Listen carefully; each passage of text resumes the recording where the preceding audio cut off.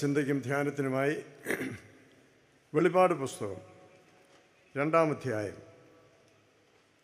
18 മുതൽ 23 വരെയുള്ള വാക്യങ്ങൾ.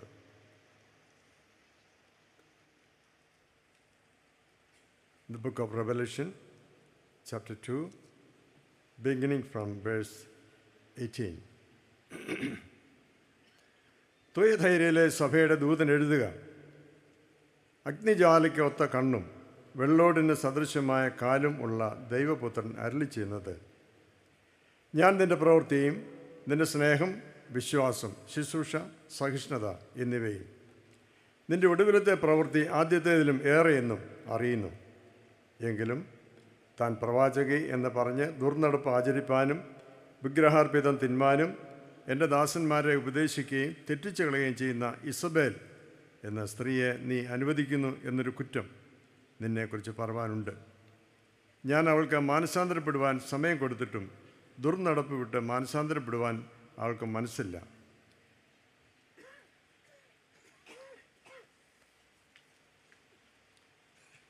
ദൈവത്തിന് സ്തുതി. ഈ സാക്ഷ്യകൂടാരത്തിലേക്ക് നമ്മെ കൂട്ടിക്കൊണ്ടുവന്ന കർത്താവിന് സ്തോത്രം. ഇന്ന് നമുക്ക് നമ്മുടെ മെത്രാപ്പൊലീത്ത തിരുമേനിയോടും വന്യപിതാക്കന്മാരോടും വന്യവൈദികരോടും പ്രിയപ്പെട്ട കുട്ടികളോടും വാത്സല്യമുള്ള ജനമേ, നിങ്ങളെല്ലാവരോടും ചേർന്ന് തിരുവചനം പങ്കിടുന്നതിന് വളരെ വളരെ സന്തോഷമുണ്ട്. മഹത്തായ പാരമ്പര്യം ഉൾക്കൊള്ളുന്ന ഈ സ്റ്റേജിൽ നിന്നുകൊണ്ട് ബലഹീനനായ എനിക്ക് തിരുവചനം പ്രഘോഷിപ്പാൻ ദൈവം ഒരവസരം കൂടി തരുന്നു. ദൈവത്തിന് സ്തുതി. മഹായോഗത്തിൻ്റെ 130-ാം സമ്മേളനത്തിൻ്റെ അവസാന രാത്രി യോഗത്തിലേക്ക് നാം വന്നിരിക്കുന്നു. എത്രയോ ആളുകൾ എത്ര കൊതിയോടും പ്രാർത്ഥനയോടും താല്പര്യത്തോടും കൂടെ വചനം കേൾക്കാനുള്ള ആഗ്രഹത്തോടെ വന്നു ചേർന്നിരിക്കുന്നു. നിങ്ങളെ എല്ലാവരെയും ഓർത്ത് ഞാൻ ദൈവത്തിന് സ്തോത്രം ചെയ്യുന്നു. സത്യവേദ പുസ്തകത്തിലെ അവസാനത്തെ പുസ്തകമാണ് വെളിപ്പാട് പുസ്തകം. അപ്പക്കാലിപ്റ്റിക് സാഹിത്യത്തിൽ എഴുതപ്പെട്ട ഒരു പുസ്തകമാണ് വെളിപ്പാട്. ഗൂഢാർത്ഥത്തിലും വ്യംഗ്യഭാഷയിലും ഇവ എഴുതിയിട്ടുണ്ട്. ഈ ലേഖനത്തിലെ ഇതിവൃത്തം മനസ്സിലാക്കുന്നതിന് നന്നേ ബുദ്ധിമുട്ടാണ്. 3-ാം വാക്യത്തിൽ പറയുന്നു, ഈ പ്രവചനത്തിൻ്റെ വാക്കുകളെ വായിച്ച് കേൾക്കുന്നവനും അതിലെഴുതിയിരിക്കുന്നത് പ്രമാണിക്കുന്നവനും ഭാഗ്യവാന്മാർ. ഒരു പക്ഷേ ഈ ഭാഗ്യവർണ്ണനയാവാം ഈ പ്രവചന പുസ്തകം വായിക്കാൻ നമ്മെ സഹായിക്കുന്നത്.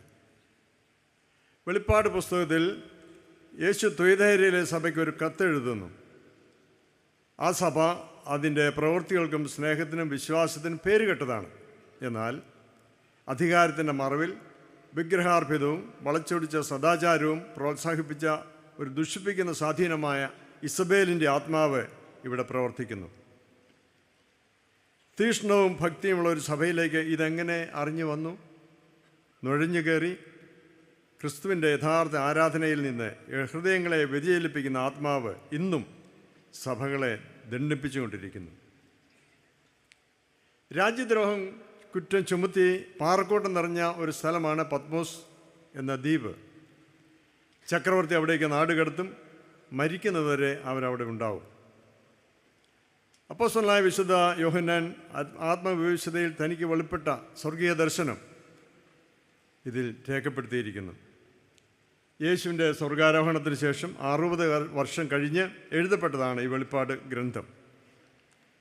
ചോദ്യമുഖരിതമായ ഒരു അന്തരീക്ഷത്തിൻ്റെ ചുറ്റുപാടിലാണ് ഈ പുസ്തകം എഴുതിയിരിക്കുന്നത്. ഇവിടെ എഴുതിയിരിക്കുന്നു, വേഗത്തിൽ വരുവാനുള്ള യേശു. യേശു എന്ന് വരും? യേശു എവിടേക്ക് പോയി?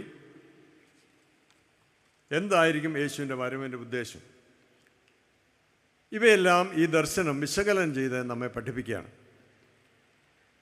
അപ്പോക്കാലിപ്റ്റിക് ലിറ്ററേച്ചറിൽ ധാരാളം ഗ്രന്ഥങ്ങൾ എഴുതിയിട്ടുണ്ട്. ഭരണാധികളെ ഭയന്നും പീഡിതർക്ക് മാത്രം മനസ്സിലാക്കാൻ പറ്റുന്ന ഭാഷയിലും ആണ് ഇത് എഴുതിയിരിക്കുന്നത്.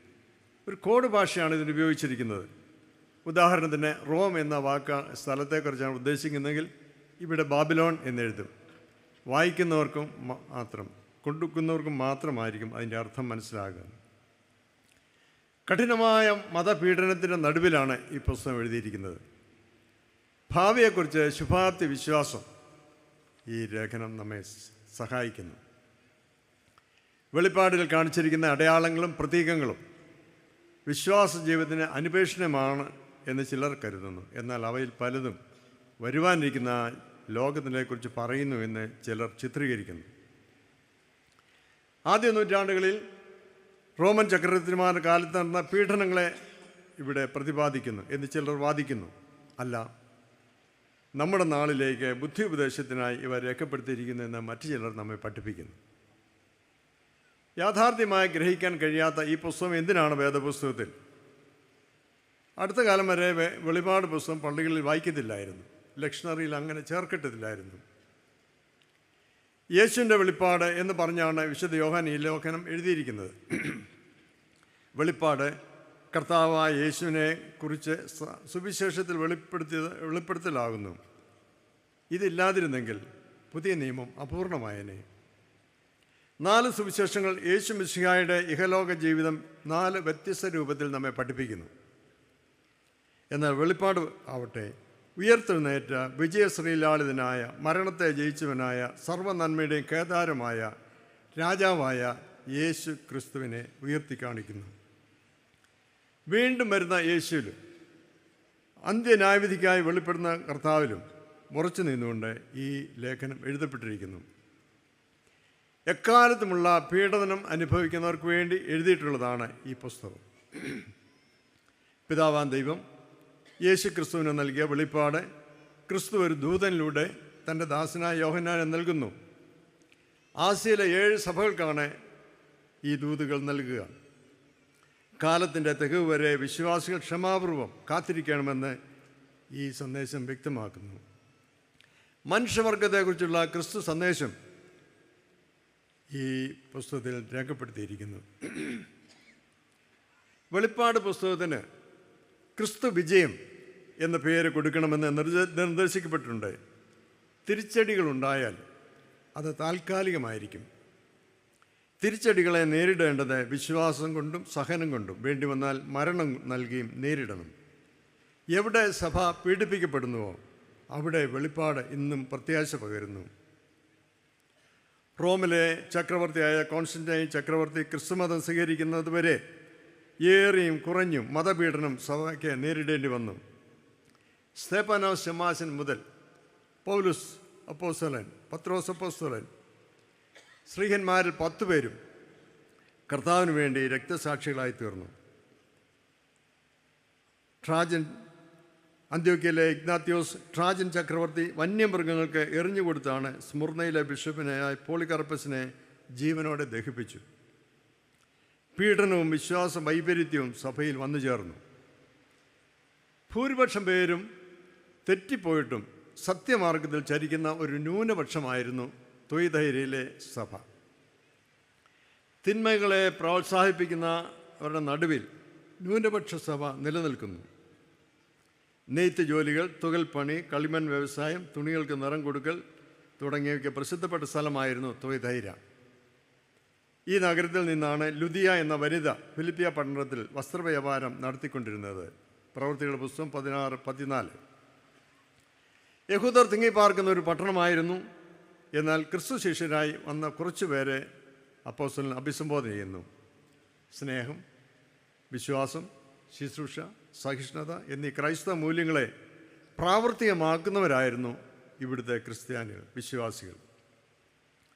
ഇന്ന് അഖീസാർ എന്ന തുയഥൈര എന്ന പട്ടണമായി തുയഥൈര അറിയപ്പെടുന്നു. ഇപ്പോൾ സഭ വളരുകയും ജീവിത ചുറ്റുപാടുകൾ വിപുലപ്പെടുകയും ചെയ്തപ്പോൾ സഭയ്ക്കുള്ളിലുണ്ടായ ധാർമ്മിക അധപതനത്തെ കർത്താവ് ചൂണ്ടിക്കാട്ടുന്നു, വലിയ മുന്നറിയിപ്പ് നൽകുന്നു.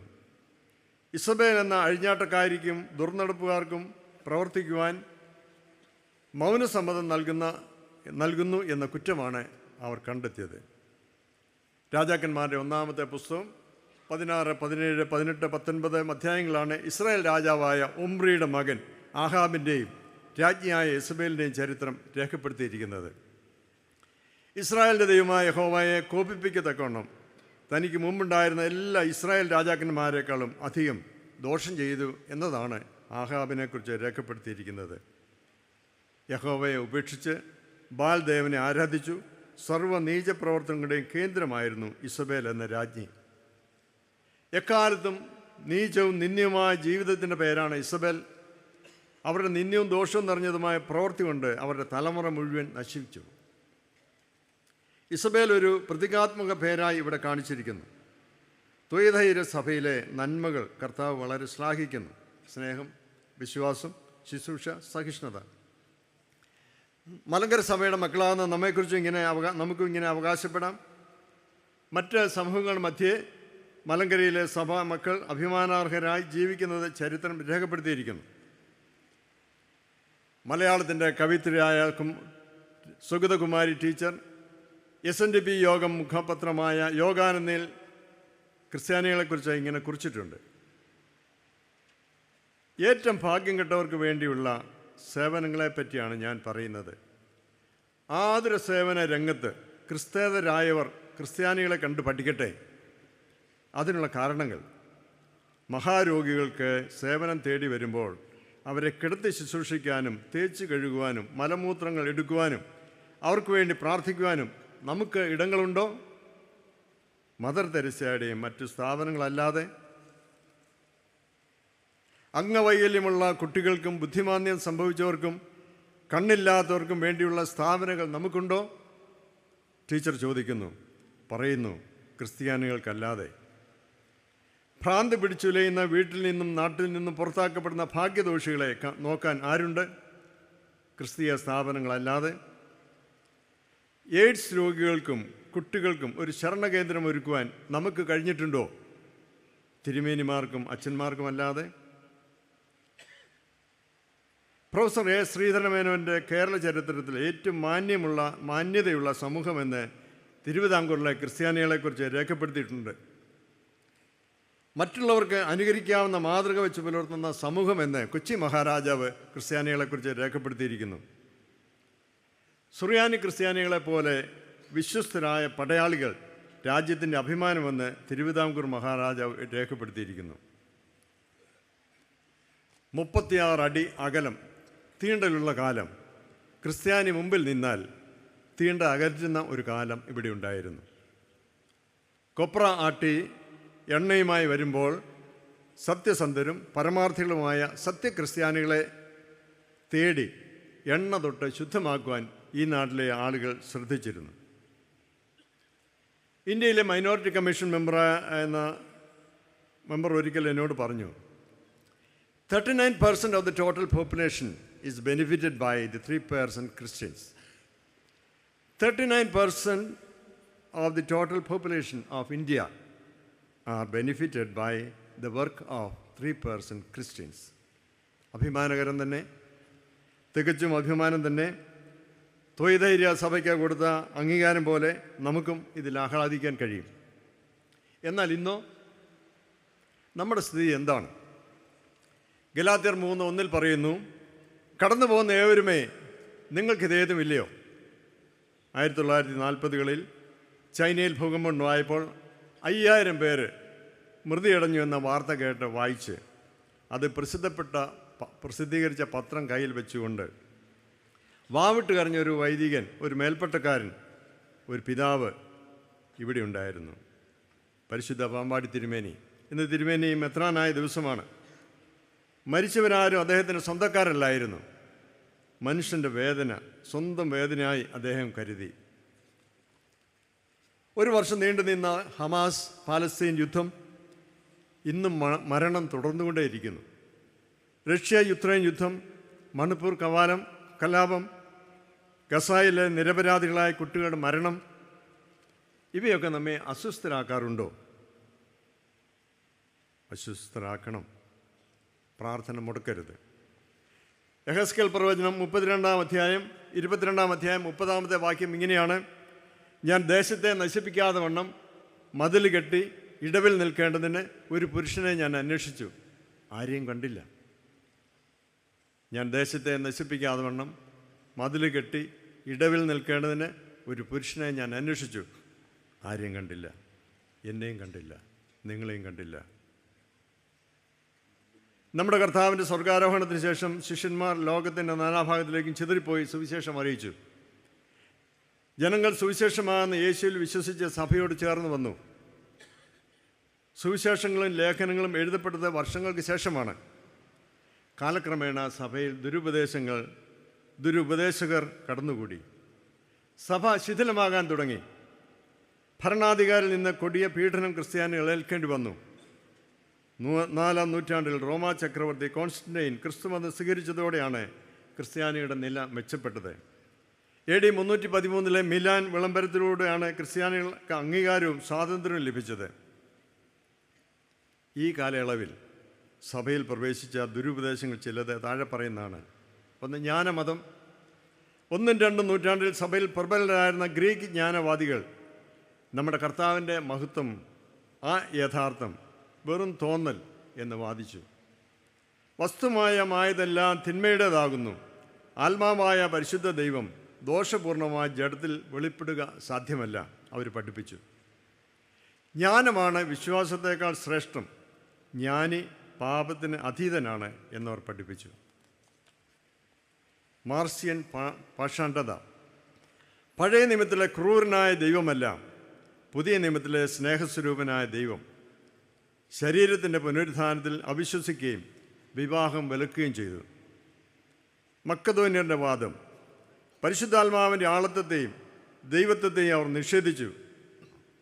പരിശുദ്ധാത്മാവ് പുത്രൻ്റെ സൃഷ്ടിയാകാത്തതിനാൽ പരിശുദ്ധാത്മാവ് പിതാവിനോടും പുത്രനോടും തുല്യതയില്ലാത്തവൻ എന്ന് പഠിപ്പിച്ചു. അരിയൂസിൻ്റെ വേദവിപരീതം. സത്യവിശ്വാസത്തെ തകിടം മറിക്കുന്നതായിരുന്നു അറിയൂസിൻ്റെ വിരുദ്ധ ഉപദേശം.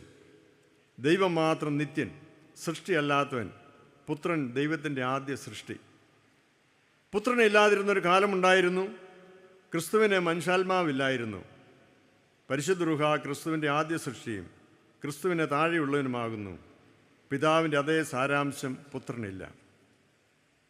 കൂടാതെ എത്രയോ ദുരുപദേശങ്ങൾ, മുണ്ടേന മതം, മാനിക്കേയ മതം, മെലിതിയോസിൻ്റെ ശീഷ്മ, മക്കതോന്യ മതം, യുത്തിക്കോസ് മതം, ഉപദേശ പിശകുകളുടെ ഒരു കൂമ്പാരം സഭാജീവിതത്തിൽ പൊന്തി വന്നു. അത് വൈദികരിൽ നിന്നും മേൽപ്പെട്ടക്കാരിൽ നിന്നും സഭയിൽ ഉപദേശങ്ങളും ദുരുപദേശങ്ങളും വർദ്ധിച്ചു വന്നു. സഭാ അന്തരീക്ഷം കലുഷിതമായ കാലമായിരുന്നു 4-ാം നൂറ്റാണ്ട്. അലക്സാന്ദ്രിയയിലെ അരിയൂസിൻ്റെ പുതിയ ഉപദേശം റോമാസഭയിൽ അസ്വസ്ഥതകൾ ഉളവാക്കി. ശരിയായ സത്യവിശ്വാസം ക്രോഡീകരിച്ച് കൃത്യമായ തീരുമാനത്തിലെത്തുവാൻ റോമൻ ചക്രവർത്തി കോൺസ്റ്റന്റൈൻ ആഗമാന സഭയിലെ മെത്രാന്മാരെ ഏഷ്യ മൈനറിലെ പ്രധാന പട്ടണമായ തുർക്കിയിലെ നിഖ്യായിൽ വിളിച്ചു ചേർത്തു. AD 325 മെയ് 20 മുതൽ ജൂലൈ 25 വരെ നടന്ന സുനോദോസിൽ 318 പേർ സംബന്ധിച്ചു. പേർഷ്യയിലും ഇന്ത്യയിലും ഉൾപ്പെടുന്ന സഭാ സമൂഹത്തിൽ നിന്ന് പ്രതിനിധികൾ അവിടെ ഉണ്ടായിരുന്നു. സുനോദോസ് ഉദ്ഘാടനം ചെയ്തുകൊണ്ട് കോൺസ്റ്റന്റൈൻ ചക്രവർത്തി പ്രസംഗിച്ചു.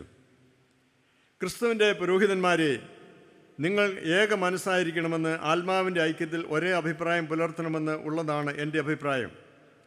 ദൈവത്തിൻ്റെ സഭയിലെ വിഭജനമാണ് ഏറ്റവും വലിയ തിന്മ. നിങ്ങളുടെ ഇടയിൽ നുഴഞ്ഞു കയറിയ അഭിപ്രായ ഭിന്നതയെപ്പറ്റി കേട്ടപ്പോഴുള്ള കടുത്ത ദുഃഖം മറ്റൊരിക്കലും ഞാൻ അനുഭവിച്ചിട്ടില്ല. ദൈവദാസന്മാരും സമാധാനം പകർന്നു നിൽക്കുന്നതിനുമായ നിങ്ങളുടെ ഇടയിൽ അത്തരം തിന്മയ്ക്ക് യാതൊരു ഇടവും ഉണ്ടാകരുത്. അതിനാലാണ് വിശുദ്ധ സിനഡിലേക്ക് ഞാൻ നിങ്ങളെ വിളിച്ചു കൂട്ടിയത്. വിഭജന ഹേതു എന്താണെന്ന് പരിശോധിച്ച് ഈ തർക്കം ഇതോടെ അവസാനിപ്പിക്കുക. അങ്ങനെ നിങ്ങളുടെ ഇടയിൽ സമാധാനവും അഭിപ്രായ ഐക്യവും പുനഃസ്ഥാപിക്കുക. ഇന്ന് നാം ഉപയോഗിക്കുന്ന നിഖ്യാവിശ്വാസ പ്രമാണം സഭയുടെ അടിസ്ഥാന വിശ്വാസങ്ങൾ ഉൾക്കൊള്ളുന്ന പ്രാർത്ഥനയാണ്. സാധാരണ പ്രാർത്ഥനയുടെ അവസാനം ചൊല്ലുന്നത് പോലെ നാം ആമേൻ എന്ന് ചൊല്ലിയാണ് ഈ പ്രാർത്ഥന അവസാനിപ്പിക്കുന്നത്. വിശ്വാസ പ്രമാണത്തിൻ്റെ പ്രാധാന്യവും പ്രസക്തിയും അർത്ഥവും വ്യാപ്തിയും ചരിത്രവും ദൈവശാസ്ത്രവും നാം അറിഞ്ഞിരിക്കണം. ദൈവശാസ്ത്ര സമ്പുഷ്ടവും ചരിത്ര വഴികളിലൂടെ കടന്നു വരുന്നതും സാർവത്രിക സഭ ചർച്ച ചെയ്ത് ശുദ്ധീകരിച്ചതും അംഗീകരിച്ചതുമായ സഭയുടെ ഏറ്റവും ശ്രേഷ്ഠമായ പ്രാർത്ഥനയാണിത്. വിശ്വാസ പ്രമാണം സഭയിൽ നിലവിൽ വന്നിട്ട് ഈ വർഷം 1700 വർഷം തികയുന്നു. വിശ്വാസ പ്രമാണം പ്രധാനമായി നമ്മെ പഠിപ്പിക്കുന്നത് എന്താണ്? പിതാവാം ദൈവത്തിൻ്റെ ഉണ്മ, പുത്രൻ തമ്പുരാൻ്റെ തിരു അവതാര രഹസ്യം, പരിശുദ്ധാത്മാവിൻ്റെ സ്വഭാവം, പരിശുദ്ധ സഭ എന്തായിരിക്കും, ഏകം, വിശുദ്ധം, കാതോലികം, അപ്പോസ്തോലികം. ഈ 4 തൂണിലാണ് സഭ നിലനിൽക്കുന്നത്. വിശുദ്ധ മാമോദിസ, മരിച്ചവരുടെ പുനരുത്ഥാനം, മശിഹായുടെ പുനരാഗമനം. വിശ്വാസ പ്രമാണം പൂർണ്ണമായും വേദപുസ്തകത്തെ അധികരിച്ച് മാത്രം ക്രോഡീകരിച്ചിട്ടുള്ളതാണ്. അഖിലാണ്ടത്തിൻ്റെ ഉടയവനും സൃഷ്ടിതാവുമായ പിതാവാൻ ദൈവം, സർവ്വസൃഷ്ടിയുടെയും രക്ഷയ്ക്കായി അവതീർണനായ പുത്രൻ തമ്പുരാൻ, കർത്താവും ജീവൻ നൽകുന്നതിനുമായ പരിശുദ്ധ റൂഹ. തൃത്വത്തിൽ മൂന്നാമത്തെ ആളത്വമാണ് ഇന്ദ്രിയ ഗോചരമല്ലാത്ത ഉണ്മയെ, ഇൻകോർപ്പറൽ ബീയിങ്, വെളിപ്പെടുത്തുന്ന ആത്മാവ്, പരിശുദ്ധാത്മാവ് എന്ന ആളത്വ രൂപം. അടിസ്ഥാന ക്രിസ്തീയ വിശ്വാസം ഓരോ ക്രിസ്ത്യാനിയും പഠിച്ചിരിക്കണം, മനസ്സിലാക്കിയിരിക്കണം. ആ അർത്ഥത്തിൽ ക്രിസ്തു വിശ്വാസത്തെ പണിയാൻ ശ്രദ്ധിക്കണം. 2 അപ്പോസ്തലന്മാരാണ് ഇത് നമ്മെ പഠിപ്പിച്ചത്. അടിസ്ഥാന ക്രിസ്തീയ വിശ്വാസം വിശുദ്ധ മത്തായി സുവിശേഷം 16-ാം അധ്യായം 13 മുതലുള്ള വാക്യത്തിലാണ്. യേശു ശിഷ്യന്മാരുമായിട്ട് ഫിലിപ്പിൻ്റെ കൈസരിൽ കൂടുന്നു. തൻ്റെ നിര്യാണകാലം അടുത്തു എന്ന് യേശുവിന് തോന്നിക്കാണും. അതുകൊണ്ട് യേശു ശിഷ്യന്മാരോട് ചോദിക്കുന്നു, പറയുക, ഞാൻ ആരാണ്? ജനങ്ങൾ എന്ത് പറയുന്നു? ജനങ്ങൾ എന്നെക്കുറിച്ച് എന്ത് പറയുന്നു? ഈ മിനിസ്ട്രിയുടെ ഒരു പൂർത്തീകരണത്തിലേക്ക് വരുമ്പോൾ എന്ത് ഉറപ്പിലാണ് തിരിച്ചു പോകേണ്ടത്? ജനങ്ങൾ എന്നെ ആരെന്ന് പറയുന്നു? അപ്പോൾ അവർ പറഞ്ഞു, ചില ആളുകൾ പറയുന്നു യോഹന്നാൻ സ്നാപകനാണ്, ഏലിയാവാണ്, യിരെമ്യാവാണ്, പ്രവാചകന്മാരിൽ ഒരുവൻ എന്ന് പറയുന്നു. ക്ലാസ്സിലൊരു ടീച്ചർ തൻ്റെ മനസ്സിലുള്ള ഒരു ഉത്തരം കിട്ടാൻ കുട്ടികളോട് ചോദിക്കുമ്പോൾ ഉത്തരം ലഭിക്കാതിരുന്നാൽ അപ്പോൾ ഒരു ടീച്ചറുണ്ടാകുന്ന മനോഭാവമാണ് യേശുവിനുണ്ടായെന്നാണ് എൻ്റെ ചിന്ത. ഉദ്ദേശിച്ച ചിത്രം കിട്ടുന്നില്ല, ഉത്തരം കിട്ടുന്നില്ല. അപ്പോൾ യേശു പറഞ്ഞു, അത് പോട്ടെ, നിങ്ങൾ പറയുക, ഞാൻ ആരാണ്? Who am I? അപ്പോൾ പത്രോസ്ലീഹ എഴുന്നേറ്റെന്ന് പറയുന്നു, നീ ജീവനുള്ള ദൈവത്തിൻ്റെ പുത്രനായ ക്രിസ്തു. ഇതാണ് ആദ്യത്തെ ക്രിസ്തു സാക്ഷ്യം. ഇതാണ് അടിസ്ഥാന ക്രിസ്തീയ വിശ്വാസത്തിൽ പ്രാധാന്യമേറിയ ഒന്ന്. നീ ജീവനുള്ള ദൈവത്തിൻ്റെ പുത്രനായ ക്രിസ്തു. ശരിയാണല്ലോ എന്നൊക്കെ പറഞ്ഞ പത്രോസ് അപ്പോസ്തലൻ സന്തോഷിച്ചിരുന്നപ്പോൾ യേശു പറയുന്നു, ബർ യോനാ ശിമോനെ. വളരെ കട്ടിയുള്ളൊരു വാക്കാണ്, തർജ്ജമ പോലും ചെയ്തിട്ടില്ല. ബർ യോനാ ശിമോനെ, യോനായുടെ മകനെ, ഇത് നിൻ്റെ ബുദ്ധി കൊണ്ട് പറഞ്ഞതല്ല, സ്വർഗത്തിലെ എൻ്റെ പിതാവ് നിനക്ക് വെളിപ്പെടുത്തി തന്നാണ്. ഞാൻ ആരാണെന്ന് ദൈവം വെളിപ്പെടുത്താതെ ആർക്കും മനസ്സിലാകില്ല. വെറുതെ ആളുകൾ പറയും, ഇപ്പോഴാണ് എനിക്ക് മനസ്സിലായത്, ഇപ്പോൾ എനിക്ക് മനസ്സിലായത്. ബുദ്ധി കൊണ്ട് ദൈവത്തെ കണ്ടെത്താൻ ശ്രമിക്കുന്ന എല്ലാവരും അങ്ങനെ പറയാറുണ്ട്. ഒരിക്കലും സാധിക്കത്തില്ല. വേദപുസ്തകം പഠിപ്പിക്കുന്നു, ദൈവം കനിഞ്ഞല്ലാതെ നിനക്ക് ദൈവത്തെ മനസ്സിലാക്കാൻ ഒക്കത്തില്ല. ഞാൻ ആരാണെന്ന് യേശു ചോദിച്ചപ്പോൾ, നീ ജീവനുള്ള ദൈവത്തിൻ്റെ പുത്രനായ ക്രിസ്തു. യഹൂദൻ നോക്കി പാർത്തിരുന്നാണ്. ആവർത്തന പുസ്തകം 18:18 മോശ മരിക്കുന്നതിന് മുമ്പ് ഇസ്രായേൽ മക്കളോട് പറഞ്ഞു, എന്നെപ്പോലെ ഒരുവനെ, ഒരു മശിഹായെ നിങ്ങൾക്ക് ദൈവം എഴുന്നേൽപ്പിച്ചു തരും, നോക്കിയിരിക്കണം. എന്നെപ്പോലെ ഒരു മശിഹ, മോശയെ പോലെ ഒരു മോശ കിട്ടിയതാണ് യേശു. വിശ്വാസം സ്വയം ആർജിക്കുന്നതോ ബുദ്ധിപരമായി കണ്ടെത്തുന്നോ ഒന്നല്ല. അത് ദൈവത്തിൻ്റെ ദാനമാണ്. ഉയരത്തിൽ നിന്നുള്ള ദൈവിക പരിജ്ഞാനമാണ് വിശ്വാസത്തിൻ്റെ അടിത്തറ.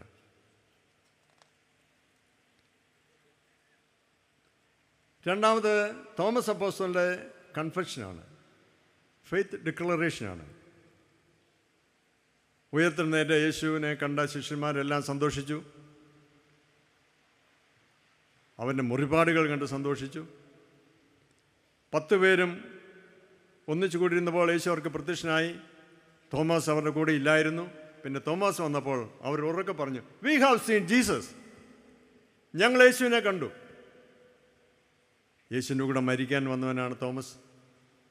വീണ്ടും ലാസറിൻ്റെ കല്ലറയ്ക്ക് പോയപ്പോൾ തോമസാണ് പറയുന്നത്, അവിടെ കൊലപാതകം നടക്കും, യാത്ര പോകണ്ട എന്നൊക്കെ പറഞ്ഞെങ്കിലും നമുക്ക് പോകാം. അവൻ്റെ കൂടെ മരിക്കാൻ തയ്യാറായ തോമസ് പറയുന്നു, ആ വോണ്ട് ബിലീവ്, ഞാൻ വിശ്വസിക്കത്തില്ല. തോമസിനെ യഥാസ്ഥാനപ്പെടുത്താൻ വേണ്ടി തൻ്റെ രണ്ടാമത്തെ അപ്പിയറൻസിൽ യേശു തോമസിനോട് പറഞ്ഞു, വരിക, നീ ആവശ്യപ്പെട്ടതെല്ലാം കാണുക, നിൻ്റെ വിരൽ നീട്ടി കൈ കാണുക, കയ്യിലെ ആടിപ്പഴുത് കാണുക, കൈയിട്ട് എൻ്റെ വിലാപ്പുറത്ത് തൊടുക. പാശ്ചാത്യ നാടുകളിൽ ധാരാളം പടങ്ങളുണ്ട്. യേശുവിൻ്റെ മാർബിടത്തിൽ തോമസ് അപ്പോസ്തലൻ കൈയിടുന്ന പടം. എന്നാൽ സുറിയാനി സഭയിലും പൗരസ്ത്യരാരും അത് വിശ്വസിക്കുന്നുമില്ല, പകർത്താറുമില്ല. യേശു പറഞ്ഞു, വരിക, തൊടുക എന്ന് പറയുമ്പോൾ എന്നാൽ കാണട്ടെ എന്ന് പറയുകയല്ല. ആ ഒരു വാക്കിലൂടെ തോമസ് വരച്ചു പോയി. തോമസിൻ്റെ കൺഫെഷൻ അതിന് ശേഷമാണ് വരുന്നത്. എൻ്റെ കർത്താവേ, എൻ്റെ ദൈവമേ, നീ എനിക്ക് കർത്താവാണ്, നീ എനിക്ക് ദൈവമാണ്. എന്താണ് ഇതിൻ്റെ അർത്ഥം? ഇതിവിടെ കർത്താവ് എന്നുള്ള വാക്ക് ഇപ്പോൾ നമ്മുടെ കോടതികളിൽ പോയാൽ കാണാം.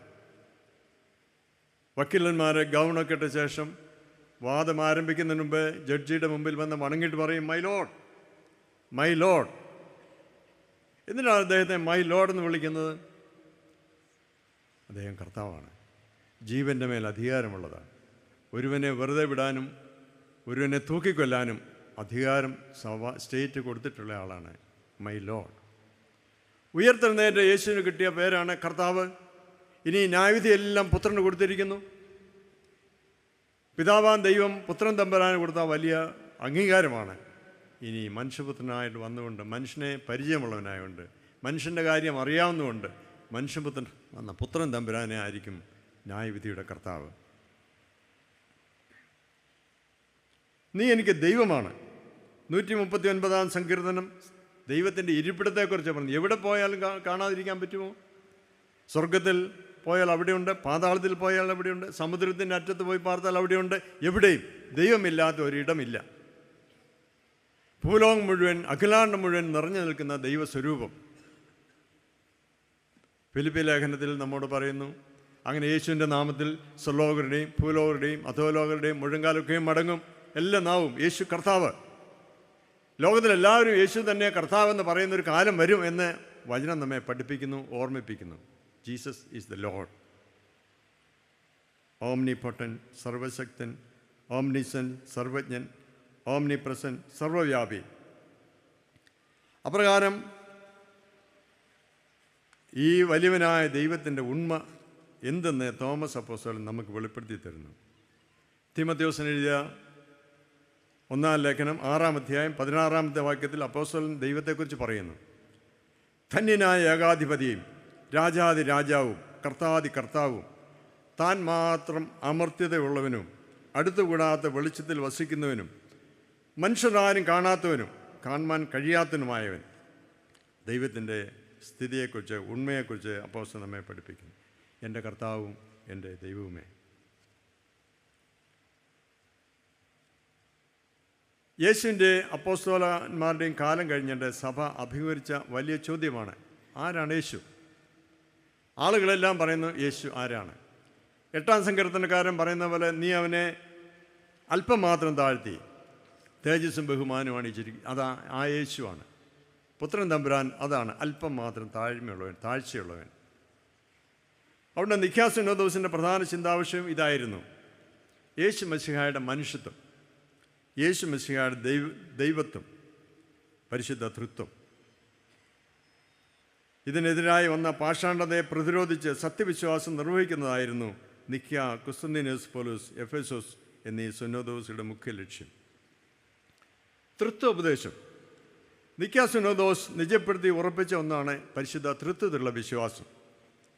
ക്രിസ്തു വിശ്വാസത്തിൻ്റെ ആണിക്കല്ലാണ് തൃത്വവിശ്വാസം. ഈ കല്ലിന് ഇളക്കം തട്ടിയാൽ കെട്ടിടത്തിൻ്റെ തകർച്ചയാണ് ഫലം. സാമാന്യ ബുദ്ധിക്ക് അതീതമായ ഒന്നല്ല തൃത്വോപദേശം.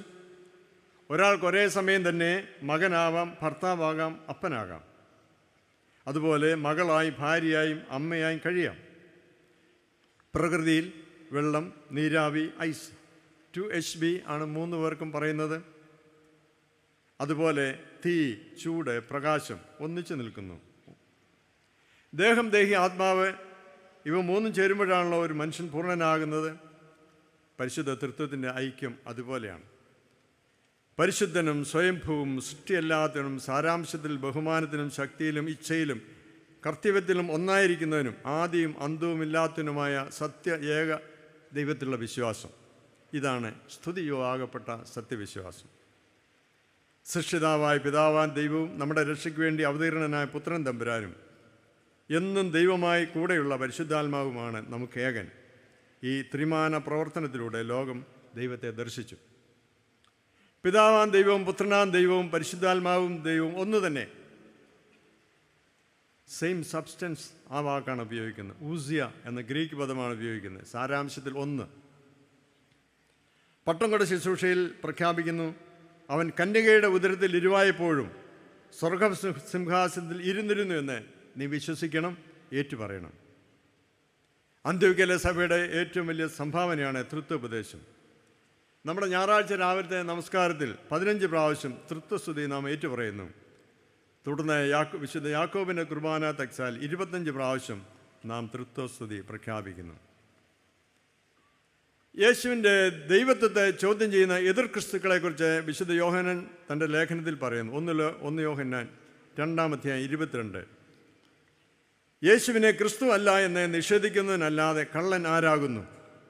പിതാവിനെയും പുത്രനെയും നിഷേധിക്കുന്നതിന് തന്നെ എതിർ ക്രിസ്തു ആകുന്നു. നമ്മുടെ പെന്തിക്കോസ്തൽ പെരുന്നാൾ ആരാധനാക്രമത്തിൽ പരിശുദ്ധ തൃത്വത്തെക്കുറിച്ച് വ്യക്തമായ സഭ പഠിപ്പിക്കുന്നു. പാപമോചനത്തിലുള്ള മാമോദീസ, പാപമോചനവും തന്മൂലം ലഭിക്കുന്ന പാപക്ഷമയും വേദപുസ്തകം തരുന്ന ഉറപ്പാണ്. പഴയ നിയമത്തിൽ പുറപ്പാട് 10:17, സംഖ്യ 14:17, ഇരിമ്യ 33:8, ആമോസ് 7:2 ഇവിടെയെല്ലാം പാപം മോചിക്കുന്ന ദൈവത്തെക്കുറിച്ച് പറയുന്നു.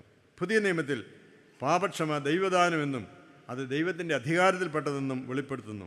വിശുദ്ധ മത്തായി സുവിശേഷം 6:12, ലൂക്കോസ് 5:21, അപ്പോസ്തല പ്രവൃത്തി 8:22, എബ്രായർ 8:12 ഇതെല്ലാം പാപക്ഷമ നൽകുന്ന അധികാരത്തെക്കുറിച്ച് പഠിപ്പിക്കുന്നു. സ്നാപക യോഹന്നാൻ മാനസാന്തരത്തെ പ്രസംഗിച്ചു. യേശുവും മാനസാന്തരപ്പെടുവാൻ ആഹ്വാനം ചെയ്തു. പാപം എന്നാൽ ഒന്ന് ഇല്ല എന്ന് പഠിപ്പിക്കുന്ന ബുദ്ധിമാർ നമ്മുടെ കൂട്ടത്തിലുണ്ട്. ഇന്നലെ തീത്തോസ് തിരുമേനി അതെന്നെ പറഞ്ഞല്ലോ. ഇത് ശീശ്മയും ഇടത്തൂടുമാണ്. ഇങ്ങനെയുള്ളവരെ സൂക്ഷിക്കുക. ഇസബേലിൻ്റെ പഠിപ്പിക്കുകയാണെന്ന് ഓർക്കുക. വചനം നമ്മെ പഠിപ്പിക്കുന്നു, ഉത്ഥാനം ചെയ്ത ക്രിസ്തുവിൻ്റെ നാമത്തിൽ മാനസാന്തരവും പാപമോചനവും യെരുശലേമിൽ തുടങ്ങി സകല ജാതികളും പ്രസംഗിക്കുകയും വേണം. തൻ്റെ കുരിശിലെ യാഗമെന്ന സ്നാനത്തിലൂടെ ഒരിക്കലായി എന്നേക്കുമായി നമുക്ക് പാപക്ഷമ കർത്താവ് നേടിത്തന്നു. നാം പാപം സംബന്ധിച്ച് മരിച്ച് നീതിക്ക് ജീവിക്കേണ്ടതിന് അവൻ തൻ്റെ ശരീരത്തിൽ നമ്മുടെ പാപങ്ങളെ ചുമന്നുകൊണ്ട് ക്രൂശിന്മേൽ കയറി അവൻ്റെ അടിപ്പിണരുകളാൽ നമുക്ക് സൗഖ്യം വന്നിരിക്കുന്നു. മരിച്ചവരുടെ ഉയർത്തുനിൽപ്പ്, അതിൽ ഞങ്ങൾ വിശ്വസിക്കുന്നു. തനിക്ക് പ്രിയമായ സ്നേഹിതനായ ലാസർ രോഗിയാണെന്ന് അറിഞ്ഞപ്പോൾ രോഗം അങ്ങനെ ഇരിക്കട്ടെ എന്ന് യേശു വിചാരിച്ചതുപോലെ നമുക്ക് തോന്നും. ശിഷ്യന്മാർ കാര്യങ്ങളൊക്കെ അന്വേഷിക്കുന്നുണ്ടെങ്കിലും രോഗിയാണ് എന്ന് മാത്രമേ പറയുന്നുള്ളൂ. 2 ദിവസം കഴിഞ്ഞിട്ട് യേശു ശിഷ്യന്മാരോട് പറയുന്നു, നമുക്ക് ബഥാനിയിലേക്ക് പോകാം, സ്നേഹിതൻ ലാസർ നിദ്ര കൊള്ളുന്നു.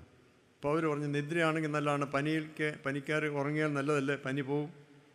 അപ്പോൾ യേശു തെളിച്ച് പറയുന്നു, അല്ലല്ല, മരിച്ചുപോയി. ഒരു മരണപ്പെട്ട ഒരാളുടെ മുമ്പിൽ വെച്ചാണ് യേശു നല്ലൊരു അധ്യാപകനായി എന്താണ് മരണമെന്നും മരണത്തിൻ്റെ പുനരുത്ഥാനം എന്താകുന്നതും പറഞ്ഞിട്ടൊന്നും ശിഷ്യന്മാർക്ക് അതുവരെ മനസ്സിലായില്ല. ഒരിക്കൽ പോലും അവരൊരു ഉയർത്തെഴുന്നേൽപ്പ് കാണുകയോ കേൾക്കുകയോ പഠിക്കുകയോ ചെയ്തിട്ടില്ല. ലാസറിൻ്റെ കല്ലറയിൽ ഇവരെ കൊണ്ടുവന്നിട്ട് യേശു മാർത്തയോട് ചോദിക്കുമ്പോൾ പഠിപ്പിക്കുന്നു, ഞാൻ തന്നെ പുനരുത്ഥാനം ജീവൻ, എന്നിൽ വിശ്വസിക്കുന്ന മരിച്ചാലും ജീവിക്കും, ജീവിച്ചിരുന്ന എന്നിൽ വിശ്വസിക്കുന്നതിന് ആരും ഒരിക്കലും മരിക്കില്ല. നീ ഇത് വിശ്വസിക്കുന്നുവോ? മാർത്തയോട് യേശു ചോദിക്കുന്നു. നമ്മോട് ഓരോരുത്തരോടും സഭാമക്കളോട് ദൈവം ചോദിക്കുന്നു, ഡു യു ബിലീവ്? മരിച്ചാൽ ഉയർക്കുമെന്ന് വിശ്വസിക്കുന്നുണ്ടോ? ക്രിസ്ത്യാനിക്ക് വളരെ ധൈര്യത്തോടുകൂടെ ദൈവത്തിന് പറയാൻ സാധിക്കും. പൊതുവെ നമ്മുടെ ആരാധനാക്രമത്തിൽ ഹല്ലേലൂയ പറയുന്നത് വളരെ കുറവാണ്. സഭയുടെ പ്രാർത്ഥന എപ്പോഴും കുറിയലായിസോ എന്നാണ്. കനിവുണ്ടാകണമേ ദൈവമേ, കൃപയുണ്ടാകണമേ ദൈവമേ. ചങ്കത്തടിച്ചുകൊണ്ട് ചുങ്കക്കാരൻ പ്രാർത്ഥിച്ച പോലെ കനിവുണ്ടാകണമേ ദൈവമേ, കൃപ ചെയ്യണമേ എന്ന് പ്രാർത്ഥിക്കും. മർത്തമക്കാരൻ ഉറക്കെ ഹല്ലേലൂയ പറയുന്നത് ശവസംസ്കാര സമയത്താണ്. ശവപ്പെട്ടി കുഴിയിലോട്ട് ഇറക്കി കഴിഞ്ഞിട്ട് പറയും, മരിച്ചവരെ ഉയർപ്പിക്കുന്നവനെ നിനക്ക് സ്തുതി. ഹല്ലേലൂയ പറയുന്നത് മരണത്തെ ജയിച്ച കർത്താവ് നമ്മോട് കൂടെ, ഇവൻ്റെ കൂടെ ഇവയാൾ മരിച്ചിട്ടില്ല. ഇപ്പോൾ ശരീരത്തിന് ആത്മാവ് മാറിയിട്ടേ ഉള്ളൂ, ഇനി അത് തിരിച്ചു വരും. ജീവനുള്ള ദേഹിയായിട്ട് ഉയർക്കും, അക്ഷയരായിട്ട് ഉയർക്കും, പ്രശ്നങ്ങളിടാതെ ഉയർക്കും. നീ ഇത് വിശ്വസിക്കുന്നുവോ? മരണമുള്ള നമ്മുടെ ജാതിക്ക്, നമ്മുടെ സമൂഹത്തിന് മരണമില്ലായ്മ തരാനുള്ള ദൈവിക പദ്ധതിയാണ് തിരുജനനവും തിരുമരണവും ഉയർപ്പും. ശരീരം ഉയർക്കില്ല എന്ന് പഠിപ്പിക്കുന്നവർ നമ്മുടെ കൂട്ടത്തിലുണ്ടാവാം. വേദാനുസരണമായിട്ട് കർത്താവിൽ വിശ്വസിക്കുന്നവർക്ക്, സഭയുടെ മക്കളാണെന്ന് നമുക്ക് ഒരിക്കലും വിശ്വസിക്കാനോ അംഗീകരിക്കാനോ പറ്റാത്ത ഒന്നാണ്. ഇത് കർത്താവിൻ്റെ പഠിപ്പിക്കലിനെതിരാണ്. അതിനാൽ ഇത് വേദവിപരീതമാണ്. ഉയർക്കില്ല, ശരീരപ്രവോടെ ഉയർക്കില്ല എന്നുള്ള പഠിപ്പിക്കുക. ഇസബേലിൻ്റെ കൂട്ടായ്മയുള്ള ഇവരെ ഒഴിഞ്ഞു പോകുക. നാം ഉയർക്കുമെന്നുള്ള എന്താ തെളിവ്? റോമാലേഖനം 8-ാം അധ്യായം 11-ാമത്തെ വാക്യം, യേശുവിനെ മരിച്ചവരിൽ നിന്ന് ഉയർപ്പിച്ചവൻ്റെ ആത്മാവ് നിങ്ങളിൽ വസിക്കുന്നുവെങ്കിൽ ക്രിസ്തു യേശുവിനെ മരണത്തിന് ഉയർപ്പിച്ചവൻ നിങ്ങളിൽ വസിക്കുന്ന തൻ്റെ ആത്മാവിനെ കൊണ്ട് നിങ്ങളുടെ മർത്യ ശരീരങ്ങളെ ഉയർപ്പിക്കും. യേശുവിനെ മരിച്ചവരിൽ നിന്ന് ഉയർപ്പിച്ചവൻ്റെ ആത്മാവ് നിങ്ങളിൽ വസിക്കുന്നുവെങ്കിൽ യേശുവിനെ മരണത്തിന് ഉയർപ്പിച്ചവൻ നിങ്ങളുടെ മർത്യ ശരീരങ്ങളെ ഉയർപ്പിക്കും. വരുവാനിരിക്കുന്ന ലോകത്തിലെ പുതിയ ജീവന് വേണ്ടി ഞങ്ങൾ നോക്കി പാർക്കുന്നു. ക്രിസ്ത്യ ജീവിതം പ്രത്യാശയുടെ മാർഗമാണ്. ഞങ്ങൾ ഉപയോഗിക്കുന്ന കുരിശിന് സ്ലീബ എന്ന് പറയും. 4 വശവും ഒന്നുപോലെയാണ്. 4 ഭാഗത്തും നിറഞ്ഞു നിൽക്കുന്ന ക്രിസ്തു എന്നാണ് അർത്ഥം. ഉയർപ്പിൻ്റെ ചിഹ്നമാണ്. അതാണ് അതിൻ്റെ കൂടെ ഒരു ഏലസും കെട്ടിവെക്കുന്നത്. കൊടിയാണ്, വിജയത്തിൻ്റെ കൊടിയാണ് കുരിശ് സ്ലീബ. വാസ്തവമായി നാളെ ഇത് വിടരും എന്ന് ലോകത്തോട് സഭ, വിശ്വാസികൾ, സമൂഹം പറയുകയാണ്. Tomorrow it is going to bloom. പ്രത്യാശയുള്ള ഒരു ജീവിതമാണ്, മരണത്തിനപ്പുറമായിട്ടൊരു ജീവിതമാണ് ക്രിസ്ത്യാനിയുടേത്. ജീവിച്ചിരിക്കുന്നവരെയും മരിച്ചവരെയും വിധിപ്പാൻ വരുന്നവനായ കർത്താവ് യോവേൽ പ്രവചനം 2-ാം അധ്യായം 2-ാം വാക്യം, യഹോവയുടെ ദിവസം വരുന്നതുകൊണ്ട് അടുത്തിരിക്കുന്നതുകൊണ്ടും അത് ഇരുട്ടും അന്ധകാരവുമായിരിക്കും. കൊള്ളുകയും തള്ളുകയും ചെയ്യുന്ന ഒരു ദിവസമാണ് അന്ന്. വിശുദ്ധ കുർബാനയിൽ നാം കൂടെ പറയാറുണ്ട്, നമ്മുടെ വിശ്വാസം നമ്മെ ഏറ്റുപറയുന്നു. കർത്താവേ, നിൻ്റെ മരണത്തെ ഞങ്ങൾ ഓർക്കുന്നു, ഉയർത്തെഴുന്നേൽപ്പിനെ ഞങ്ങൾ കൊണ്ടാടുന്നു, രണ്ടാമത്തെ വരവിനായി ഞങ്ങൾ നോക്കിപ്പാർക്കുന്നു. അന്ന് കോതമ്പും കളയും തമ്മിൽ വേർതിരിക്കപ്പെടും, ചെമ്മരിയാടുകളെയും കോലാടുകളെയും തമ്മിൽ തിരിക്കുന്ന പോലെ വേർതിരിക്കപ്പെടും. പുത്രനാം ദൈവത്തിന് ന്യായവിധിയുടെ അധികാരം പിതാവിൽ നിന്ന് ലഭിച്ചിട്ടുള്ളതാണ്. തൻ്റെ രണ്ടാമത്തെ വരവിനെക്കുറിച്ചും തേജസ്സിൻ്റെ സിംഹാസനത്തിൽ ഇരിക്കുന്നവനായ മനുഷ്യപുത്രനെക്കുറിച്ചും കർത്താവ് നമ്മെ പഠിപ്പിച്ചിട്ടുണ്ട്. വിശുദ്ധ മത്തായി സുവിശേഷം 25:31. സഭ വിശ്വാസികളുടെ കൂട്ടായ്മയാണ്, സംസർഗമാണ്. അതിൽ ജീവിച്ചിരിക്കുന്നവരും വാങ്ങിപ്പോയവരും ഉൾപ്പെട്ടിരിക്കുന്നു. യേശു പറഞ്ഞു, ഞാൻ അബ്രഹാമിൻ്റെ ദൈവവും ഇസ്ഹാക്കിൻ്റെ ദൈവവും യാക്കോബിൻ്റെ ദൈവവുമാകുന്നു. എന്നാൽ ഞാൻ മരിച്ചവരുടെ ദൈവമല്ല, ജീവനുള്ളവരുടെ ദൈവമാകുന്നു. എന്താണ് സത്യവിശ്വാസം, ഏതാണ് എന്ന് തിരിച്ചറിയണമെങ്കിൽ വിശ്വാസ വിപരീതങ്ങളെ പറ്റി ആദ്യം നാം മനസ്സിലാക്കണം. 1-ാം നൂറ്റാണ്ട് മുതൽ 4-ാം നൂറ്റാണ്ട് വരെയുള്ള കാലഘട്ടത്തിൽ സഭയിൽ ഉടലെടുത്ത വിശ്വാസ വിപരീതങ്ങൾ അഥവാ പാഷാണ്ഡതകളെ അതിജീവിപ്പാൻ സുന്നതദോസുകൾക്ക് കഴിഞ്ഞു. എന്നാൽ അവ ഇന്നും നമ്മെ പല രൂപേണ സഭയുടെ സഹയാത്രികരായി അവരും യാത്ര തുടരുന്നു. വിശ്വാസികൾ ജാഗരൂകരായിരിക്കണം, അല്ലെങ്കിൽ കർത്താവ് തുയധൈര്യായാലെ സഭയുടെ കൂട്ടത്തിൽ നമ്മയും ഉൾപ്പെടുത്തും. ഇസബെല്ല എന്ന പ്രവാചകയുടെ ദുർനടപ്പിൽ നാമും പങ്കുകാരാകും. ബ്രിട്ടീഷ് ഈസ്റ്റ് ഇന്ത്യ കമ്പനിയുടെ chaplain doctor colonel Buchanan 1806 Thiruvithamkoor സന്ദർശിച്ചു. ക്രിസ്ത്യൻ റിസർച്ചേഴ്സ് ഇൻ ഏഷ്യ എന്ന അദ്ദേഹത്തിൻ്റെ കൃതിയിൽ, അദ്ദേഹത്തിൻ്റെ ബയോഗ്രാഫിയിൽ അദ്ദേഹം എഴുതി, മലങ്കര സഭ ലോകപ്രകാരമുള്ള മാലിന്യം ഏൽക്കാത്ത കന്യകയെ പോലെ യാതൊരു ഉപദേശ പിശകുകളും ഇല്ലാത്ത ഒരു സഭയാണ്. അദ്ദേഹത്തിൻ്റെ പ്രവർത്തനം കൊണ്ടാണ് നമുക്ക് മലയാളത്തിൽ പുതിയ നിയമവും വേദപുസ്തകവും ലഭ്യമാകാൻ കാരണമായത്. 19-ാം നൂറ്റാണ്ട് മുതൽ മലങ്കരയിൽ ദുരുപദേശങ്ങൾ പൊട്ടിമുളച്ചു വന്നു. അതിലാദ്യത്തേതും വിശ്വാസ വൈപരീത്യം നിറഞ്ഞതുമായിരുന്നു വിദ്വാൻകുട്ടി അച്ഛൻ്റെ കന്നീറ്റിലെ യുയോമയ സഭ.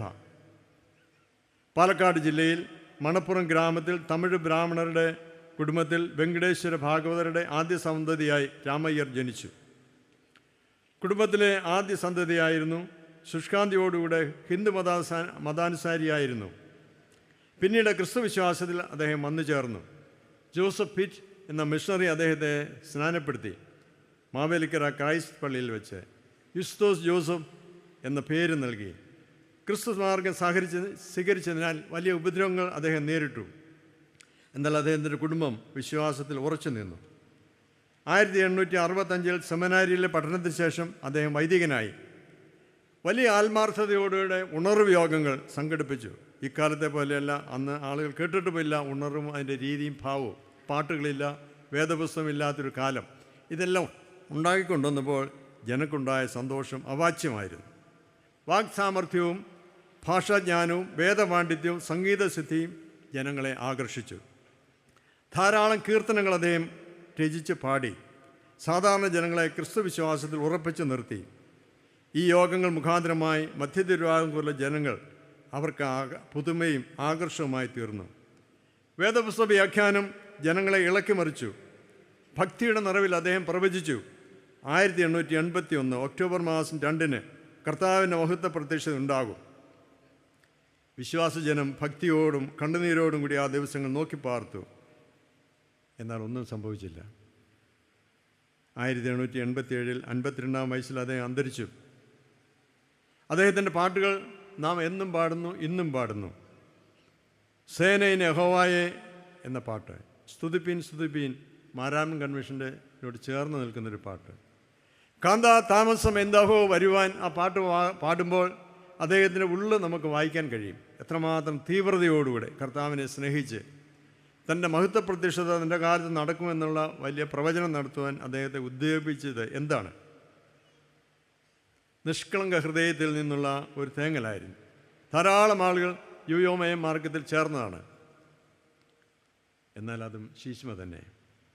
കർത്താവായ യേശു ഇത് മുൻകൂട്ടി കണ്ട് നമ്മെ ഉപദേശിച്ചിട്ടുണ്ട്. മത്തായി സുവിശേഷം 24:4 യേശു ഉത്തരം പറഞ്ഞത്, ആരും നിങ്ങളെ തെറ്റിക്കാതിരിപ്പാൻ സൂക്ഷിച്ചുകൊള്ളുവീൻ. ഞാൻ ക്രിസ്തു എന്ന് പറഞ്ഞ് അനേകർ എൻ്റെ പേരെടുത്ത് വന്ന് പലരെയും തെറ്റിക്കും.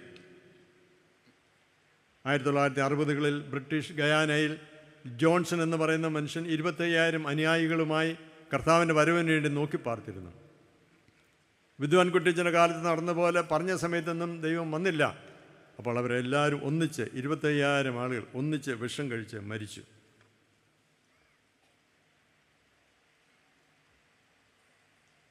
പുനരുത്ഥാന ദിനം എന്ന് ഒന്നില്ല എന്ന് പഠിപ്പിക്കുന്നവർ നമ്മുടെ കൂട്ടത്തിലുണ്ട്. അത് ഹെർസിയാണ്. യജമാനൻ വരുവാൻ താമസിക്കുന്നു എന്ന് ഹൃദയം കൊണ്ട് പറഞ്ഞ് കൂട്ടുദാസരെ അടിപ്പാനും കുടിയരോട് കൂടി തിന്നുകുടിപ്പാനും തുടങ്ങിയാൽ ആ ദാസൻ നിരൂപിക്കാത്ത നാളിലും അറിയാത്ത നാഴികയിലും യജമാനൻ വന്നവനെ ദണ്ഡിപ്പിച്ച് അവൻ്റെ കപടഭക്തിക്കാരോടുകൂടെ പങ്കു കൽപ്പിക്കും. അവിടെ കരച്ചിലും പല്ലുകടിയും ഉണ്ടാകും. അവൻ 2-ാം യാമത്തിൽ വന്നാലും 3-ാമതിൽ വന്നാലും അങ്ങനെ കണ്ടുവെങ്കിൽ അവർ ഭാഗ്യവാന്മാർ. മറ്റൊരു ഭാഷാണ ഉപദേശം ഇന്ന് നിലവിൽ നമ്മുടെ അടുത്തുണ്ട്. എംപറർ ഇമ്മാനുവേൽ സഭ യുഗാന്ത്യം അടുത്തിരിക്കുന്നു എന്ന് വിശ്വസിക്കുന്ന ക്രൈസ്തവ വിഘടിത പ്രസ്ഥാനമാണ് എംപറർ ഇമ്മാനുവേൽ ട്രസ്റ്റ്. ഈ പ്രസ്ഥാനത്തിൻ്റെ പ്രധാന പ്രബോധനം യുഗാന്ത്യവും ദ്വിതീയാഗമനവും ഒന്ന് തന്നെ. ഇരിങ്ങാലക്കുടയിലാണ് ട്രസ്റ്റിൻ്റെ ആസ്ഥാനം. വേദപുസ്തകം സൂചിപ്പിക്കുന്ന യുഗാന്ത്യത്തിൻ്റെ അടയാളങ്ങളെല്ലാം സംഭവിച്ചു കഴിഞ്ഞു എന്നവർ പഠിപ്പിക്കുന്നു. ശാസ്ത്രത്തിൻ്റെ സഹയാത്രികരായി അവർ യാത്ര ചെയ്യുന്നു. വെളിപ്പാട് പുസ്തകം 12-ാം അധ്യായത്തിൽ വിവരിക്കുന്ന സ്ത്രീ കന്യകമറിയാമും ആൺകുട്ടി ഇമ്മാനുവേലുമാണെന്ന് അവർ സമർത്ഥിക്കുന്നു. എംപറർ ഇമ്മാനുവേലിലൂടെ മാത്രമേ രക്ഷ ലഭിക്കൂ എന്നവർ പഠിപ്പിക്കുന്നു. ശാസ്ത്രത്തിൻ്റെ സുവർണ ദർശനങ്ങളെ വളച്ചൊടിച്ച് പ്രസംഗിക്കുന്നത് കേൾക്കാനും വിശ്വസിപ്പാനും ഓടിക്കൂടി സംഘനൃത്തം ചെയ്യുന്നവർ അനേകരാണ്. മർത്തോമക്കാരും ഇതിനകത്ത് കൂടിയിട്ടുണ്ട്. യേശുവിൻ്റെ മനുഷ്യാവതാരം, കുരിശുമരണം, സഭ ഇവയെല്ലാം അർത്ഥരഹിതമാണ്. ക്രിസ്തു പാപത്തിൽ നിന്ന് രക്ഷിച്ചു എന്ന് പറയുന്നത് ശുദ്ധ കള്ളത്തരമാണ്. ജനങ്ങളെ ഭയപ്പെടുത്തി വിശ്വാസം പഠിപ്പിക്കുന്ന ഒരു ശൈലി ഇവർ സ്വീകരിക്കുന്നു. മറ്റൊന്നാണ് children of Satan, satanic worship. ക്രൈസ്തവ ആരാധനകളെ അവഹേളിക്കുന്ന അഭ്യസ്തവിദ്യരായ നമ്മുടെ യൗവനക്കാർ ഈ സാത്യാന്യ സേവയിലും ആരാധനയിലും പങ്കാളികളാകുന്നു. വിശുദ്ധ കുർബാനയുടെ അവസരത്തിൽ പള്ളികളിൽ വന്ന് ഭക്തി നടിച്ച് കുർബാന സ്വീകരിച്ച് അവ ഭക്ഷിക്കാതെ പുറത്തു കൊണ്ടുപോയി സാത്യാന്യ ആരാധനയ്ക്ക് ഉപയോഗിക്കുന്നു. ധനാഢ്യരും വിദ്യാസമ്പന്നരുമെന്ന് വിശ്വസിക്കുന്നവരുമായ യൗവനക്കാരാണ് ഇതിലെ അംഗങ്ങൾ. നമ്മുടെ സഭ നിലനിൽക്കുന്ന സാമൂഹ്യ ചുറ്റുപാട്. കേരളത്തിൽ അക്രമങ്ങൾ പെരുകുന്നു. പുറത്തു മാത്രമല്ല, കുടുംബത്തിനകത്തും സംഘർഷം പുകയുന്നു. പലയിടത്തും അത് കൊലപാതകത്തിലേക്കും ആത്മഹത്യയിലേക്കും നയിക്കുന്നു. കൊട്ടേഷൻ സംഘങ്ങൾ വർദ്ധിക്കുന്നു. ലഹരി ഉപയോഗമാണ് ഇതിനെല്ലാം മൂലകാരണമായി ചൂണ്ടിക്കാണിക്കുന്നത്. കോവിഡിന് ശേഷം അക്രമവാസന അനിഷ്ട സംഭവങ്ങളും വർദ്ധിച്ചു വരുന്നു.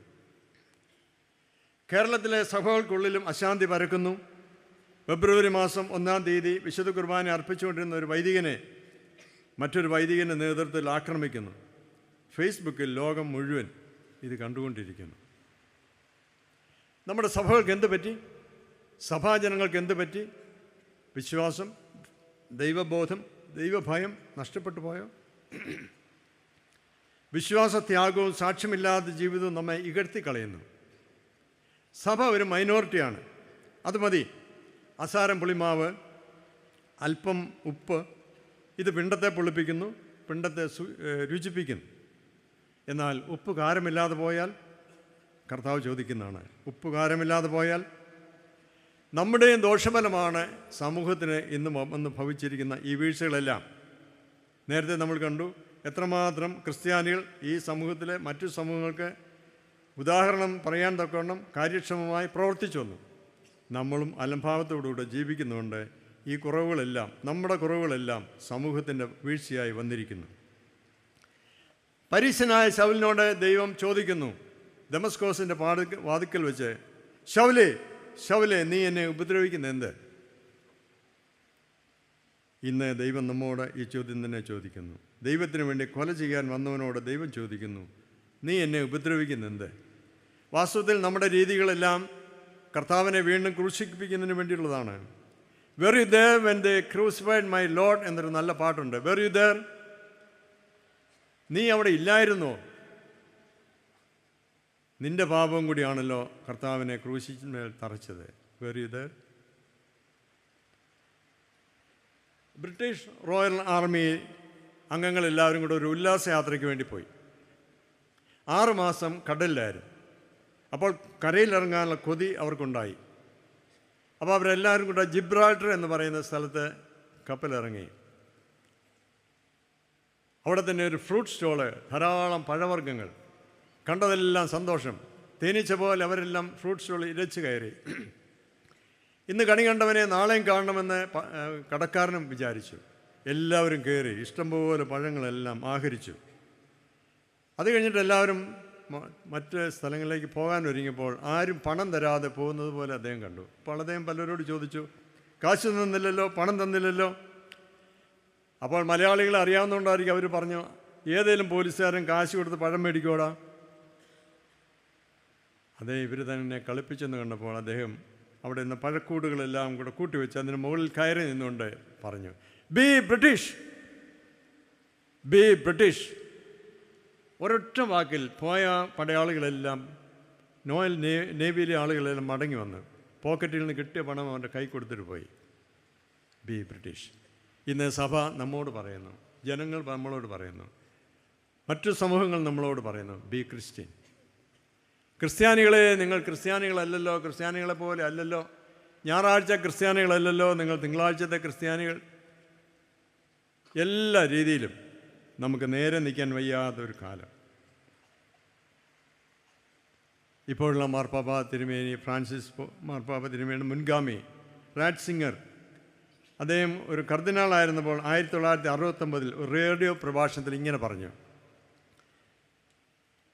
താമസിയാതെ പുരോഹിതരെ, നിങ്ങൾ ഇനി സാമൂഹ്യ പ്രവർത്തകരുടെ റോളിലേക്ക് ചുരുങ്ങിപ്പോകും. വിശ്വാസത്തിൻ്റെ സത്യം ഒരു രാഷ്ട്രീയ ദർശനത്തിലേക്ക് ചുരുങ്ങും. എല്ലാം നഷ്ടപ്പെട്ടതായി നമുക്ക് തോന്നും. പക്ഷേ ശരിയായ സമയത്ത് പ്രതിസന്ധിയുടെ ഏറ്റവും വലിയ മുഹൂർത്തത്തിൽ മാത്രമേ സഭ പുനർജനിക്കുകയുള്ളൂ. അത് ചെറുതും ദരിദ്രവും ഏതാണ്ട് അസ്ഥിരവുമായിരിക്കും, എന്നാൽ അത് വിശുദ്ധമായിരിക്കും. കാരണം അതിനി ലോകത്തെ പ്രീതിപ്പെടുത്തുവാൻ ആഗ്രഹിക്കുന്നവൻ്റെ സഭ ആയിരിക്കുകയില്ല, മറിച്ച് ദൈവത്തിലും അവൻ്റെ നിത്യനിയമത്തിലും വിശ്വസിക്കുന്നവൻ്റെ സഭയായിരിക്കും. വളരെ ചെറുതും പ്രത്യക്ഷത്തിൽ നിസ്സാരമെന്ന് തോന്നുന്നുവെങ്കിലും ആർക്കും തുടച്ചു നിൽക്കുവാൻ കഴിയാത്ത ഒരു ശേഷിപ്പായി ദൈവം പ്രവർത്തിക്കുന്നത് അങ്ങനെയാണ്. ഒരു ചെറിയ ആട്ടിൻകൂട്ടമായി തിന്മയെ ചെറുക്കുന്ന പ്രകാശമായി സഭ നിലനിൽക്കും. ദ്വൈതൈര്യ സഭയ്ക്ക് ദൈവം കൊടുത്ത ഒരു അനുഗ്രഹമാണ്, ഞാൻ അവനൊരു ഉദയനക്ഷത്രം കൊടുക്കും. റാന്നി നിലയ്ക്കൽ ഭദ്രാസനത്തിൻ്റെ മിഷൻ ഫീൽഡാണ് ഒറീസയിലെ കലഹണ്ടി. ഇപ്പോൾ 25 വർഷം പൂർത്തിയായി. സാധാരണക്കാരും കൃഷിക്കാരും ആദിവാസികളും അടങ്ങുന്നതാണ് വിശ്വാസികൾ. 2 ആഴ്ച മുമ്പ് ഞാൻ അവരെ കാണാൻ പോയിരുന്നു. അഡ്വക്കേറ്റ് PA സൈറസ് സാറിൻ്റെ പ്രവർത്തന രംഗമായിരുന്നു ഈ പ്രദേശങ്ങളെല്ലാം. അവരുടെ വിശ്വാസവും ഭക്തിയും നമ്മേക്കാൾ ശ്രേഷ്ഠമാണ്. 2015 റൈറ്റ് മൂലം ധാരാളം പള്ളികൾ ആ പ്രദേശത്തെ നഷ്ടപ്പെട്ടു, അഗ്നിക്കിരയായി. നമ്മുടെ 15 പള്ളികൾ നഷ്ടപ്പെട്ടു. 3 മാസം ഈ ആളുകളെല്ലാം വനത്തിലായിരുന്നു താമസിച്ചത്, ഭയന്ന്. ഉപദ്രവിച്ചവരോട് ക്ഷമിച്ച് അവർ തിരികെ വന്നു. ഇന്ന് നമുക്ക് 22 കോൺഗ്രിഗേഷൻ ഉണ്ട്.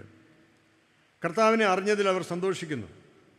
മാർപ്പാപ്പ പ്രവചിച്ചതുപോലെ ഈ ചെറുകൂട്ടം തിന്മയെ ചെറുക്കുന്നു, പ്രകാശമായി നിലനിൽക്കുന്നു. ക്രിസ്തു സഭയുടെ മാഗ്നാ കാർട്ടയാണ് നിത്യാവിശ്വാസ പ്രമാണം. സഭയുടെ അടിസ്ഥാന വിശ്വാസത്തിൻ്റെ ആകെ തുകയാണ് ഈ പ്രമാണം.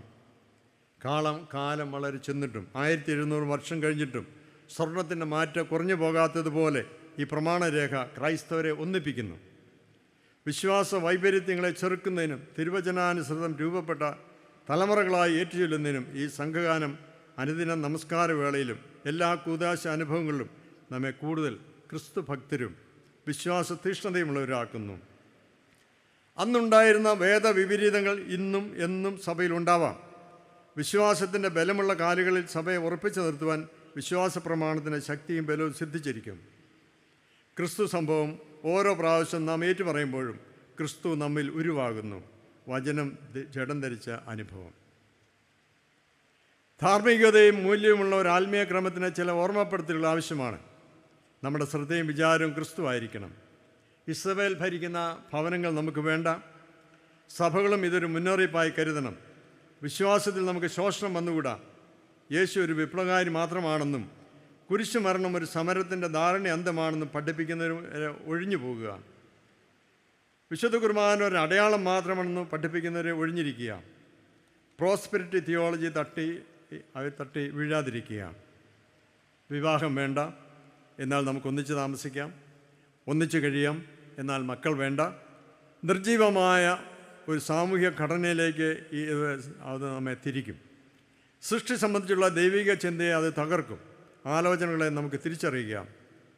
സത്യദൈവത്തെ മറക്കുന്ന ഇസബേലുകളെ കണ്ടെത്തുക. അന്യദൈവങ്ങളിലേക്ക് നമ്മെ നയിക്കുന്ന ഇസബേലുകളെ ചെറുത്ത് നിൽക്കുക. കപട ക്രിസ്തു വിശ്വാസികളായി നമ്മെ നയിക്കുന്നവരെ തിരിച്ചറിയുക.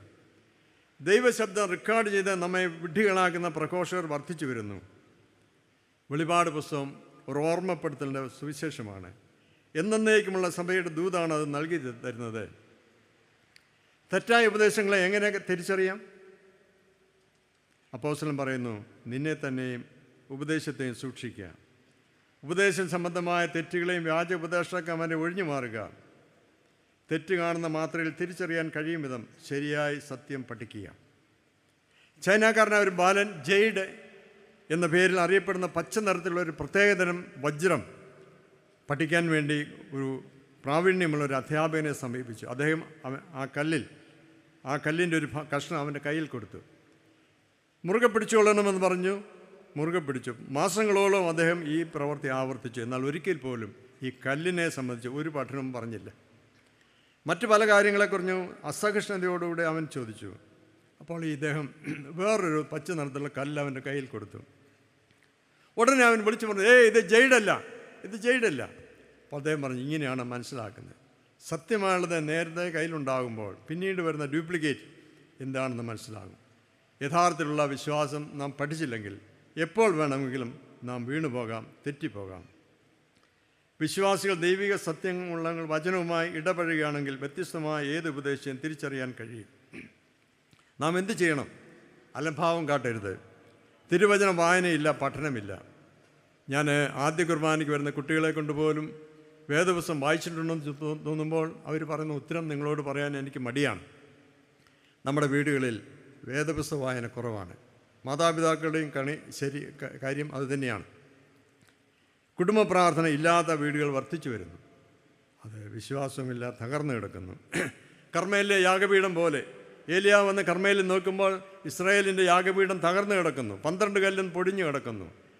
കല്ലുകളെല്ലാം എടുത്തു വെച്ച് പ്രാർത്ഥന ക്രമപ്പെടുത്തിയപ്പോഴാണ് ബാലിനെ ജയിക്കാനുള്ള ശക്തി ഏലിയാവിന് ലഭിച്ചത്. നമ്മുടെ വീടുകളിൽ കുടുംബ പ്രാർത്ഥന ഇല്ലാതെ പോയാൽ ഇപ്പോൾ ഞാൻ വായിച്ചു കേട്ട വിശ്വാസ ത്യാഗം എല്ലാം വന്ന് സംഭവിക്കാം. ഉറപ്പുള്ള വിശ്വാസികളായി ക്രിസ്തു ഭക്തരായി നിലനിൽക്കാൻ പ്രാർത്ഥന വളരെ അത്യാവശ്യം. നിർജീവമായ അവസ്ഥയിലാണ് നമ്മുടെ ആരാധനകളൊക്കെ. മനസ്സ് കൊടുക്കാതെ, ഹൃദയം കൊടുക്കാതെയുള്ള ആരാധന.